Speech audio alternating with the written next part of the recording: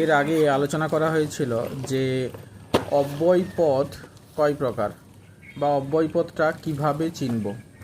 কিন্তু এখন যদি প্রশ্ন করা হয় অব্যয় পদ কয় প্রকার, তাহলে মোটামুটিভাবে সবাই সঠিক উত্তর দেবে যে পদান্বয়ী অব্যয়, সমুচ্চয়ী অব্যয়, বাক্যান্বয়ী অব্যয় ইত্যাদি ইত্যাদি।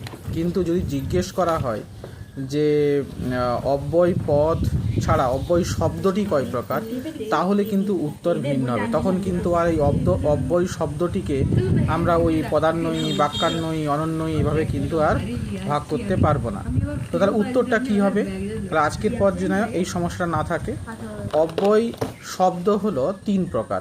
অব্যয় শব্দ কি কি? এক হলো বাংলা অব্যয়, সংস্কৃত অব্যয় এবং বিদেশি অব্যয়। তাহলে আজকে জানলাম কি অব্যয় শব্দ কয় প্রকার না, অব্যয় শব্দ হচ্ছে বাংলা, সংস্কৃত আর বিদেশি অব্যয়। আর অব্যয় পদ কয় প্রকার? আমরা বিভিন্ন বই 3টে প্রধান পাচ্ছি, বাক্যান্বয়ী অব্যয়, সমুচ্চয়ী অব্যয় আর অনন্বয়ী অব্যয়। ঠিক আছে, মানে বাক্যান্বয়ী বা সমুচ্চয়ী, পদান্বয়ী আর অনন্বয়ী। ঠিক আছে, চলো।